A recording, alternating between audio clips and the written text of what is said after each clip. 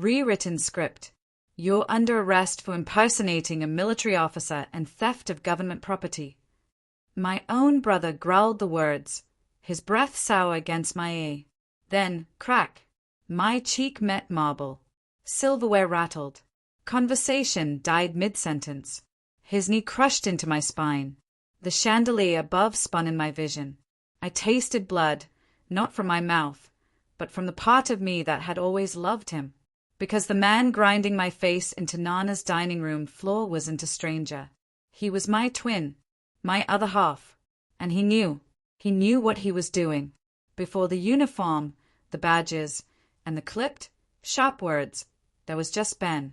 Same laugh, same birthday, same scar under the chin from falling out of Nana's pear tree. He taught me how to fight. I taught him how to draw. He always saved me the drumstick at Thanksgiving. I brewed his coffee before exams. He called me his shadow, and I wore that title like it was sacred. When he enlisted, I stayed behind. He went to war. I went to wake. He earned medals. I earned silence. But I cheered loudest at every ceremony, even from the back. When Ben shipped out, I stayed with Nana. She forgot his name before she forgot mine. I sold my bike to buy her meds. Quit my job when she started wandering off into traffic. He sent postcards. I sent silence, not from anger, but from love. I never wanted to weigh him down. I kept his secrets, all of them. Even the night he called me drunk, sobbing, whispering that he'd done something unforgivable. I erased the voicemail. I covered for him. And when he returned in uniform, polished and golden, I clapped from the shadows. Still proud. Always proud. Then the shift began. He stopped replying to my messages. Started mocking me in front of cousins, laughing when others did. And one day, I found him digging through Nana's drawers. Her medals.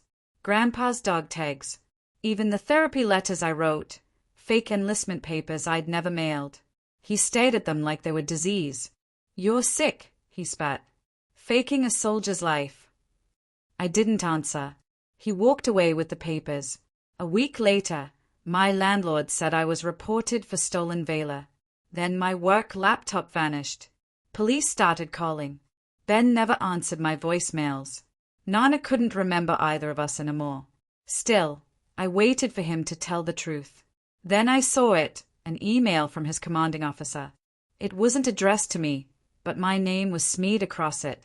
Ben accused me of identity theft, impersonating him. He used those therapy letters as proof. I saw my handwriting in one photo. He'd taken my pain and twisted it into evidence. And I remembered what he said when we were 16. The best way to kill someone is to erase them first. And I realized this had been building for years, and I had let it. So I stopped waiting and started preparing. I tracked the IP addresses behind the anonymous reports. His VPN paid from our old Amazon account. I recorded Nana on her lucid days. Ben's not like you. You never left me. I gathered texts, voicemails, screenshots, proof. Then I waited. Nana's 90th birthday. The press would be there. Extended family. A speech by the hometown hero. I RSVP'd last minute. He never saw me coming. Ben gave a gleaming speech, full of honor, country, sacrifice. Then he raised his glass, and I raised my voice. I read the email, played the forgotten voicemail, his drunken confession. I laid out the documents side by side, my therapy letters, his doctored files. Gasps. Nana blinked at me, like maybe she still knew. Ben didn't argue. He attacked. That's how I ended up on the floor. That's how the forks clattered. That's how the silence fell like a hammer. Because everyone knew. They pulled him off me. The cuffs didn't come from his belt. They came from the real soldiers, the ones he used to call brothers. Turns out lying to your CO has consequences, even if it's family. Especially if it's family. Nana passed 2 weeks later. She heard my voice one last time. I gave the eulogy.